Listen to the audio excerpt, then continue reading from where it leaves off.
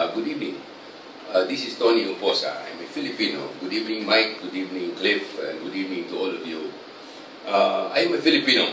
Where is the Philippines? It's somewhere here. It's west of the Pacific Ocean and Southeast Asia. It is so small you can hardly see it, but it is one of the mega diversity countries of the world that hold almost all of the biological wealth on Earth. Our land is said to be the Galapagos Islands multiplied tenfold. But look, because of the mindset, the economic mindset of extraction and consumption, look at what happened to us. This is what it was before. 100 years later, this is what it became. The more relevant is to you now is the work that we have been doing in Bantayan Island in the Visayan Sea. This is a stretch of beach in a central Philippine island called Bantayan, north of this island province of Cebu, where we have a small place that we have turned into a training center for kids since the year 2002. So it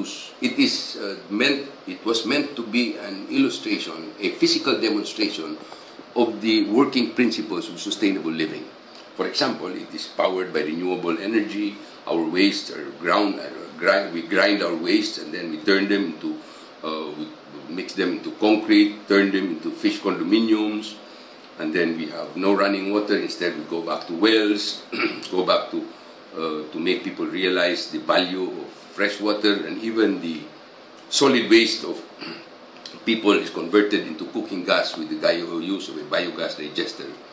And we've been teaching many kids, over 10,000 now, and we bring them, those that do not swim, we bring them to the sea using a glass-bottom boat so that people can see. We do coral planting, but Typhoon Haiyan was not our first typhoon. In 2008, this structure, the original structure of the School of the Sea, was demolished by Typhoon Frank. And then because of that, we built the climate change house. And it has all the ecological features of having a roof deck garden and the demonstration of urban garden and salad walls and edible landscaping. And then Typhoon Haiyan came along last November 8, 2013. One of the most, if not the most powerful typhoon ever recorded in history. Pretty much flattened us and knocked us out. That I say we were not destroyed. We were gone with the wind. These are some of the structures. This is the forest. This used to be a forest. Look what happened to the leaves and what happened to the trees.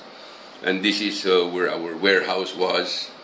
And this is where my personal quarters, and this is how it looked like. But the only thing that survived was the house, the climate change house, that we meant to be resilient and adaptive to climate change, to the impacts of climate change. You'll see even the vegetables around the window sills are all alive, and not much damage has been done. And so, my friends, this is what happened to the people around. This is the main structure, and but we look at it as an opportunity. And many friends have come to help us rebuild. And I was particularly so touched when I was informed by Mr. Cliff Villa and Michael Schott that they were reaching out to me and trying to help us. And it really is a surprise because I have not personally met these wonderful gentlemen, but yet they saw our plight and they reached out to us. And they have organized this concert for you to be part of. We're pretty much recovering, and but more important, we appreciate the gesture of your coming together in solidarity with us. We are surely the victims of climate change. You talk about climate justice just as much as you, my friends, are experiencing the polar vortex, which is one of the effects of heightened I don't call it climate change, I call it the climate crisis. And again, to all of you who have gathered there in solidarity with us, to Cliff and to Mike, who have put this together and gone beyond the call of not even the duty, but beyond even anyone's dreams, to reach out to us from the bottom of our hearts. Thank you very much.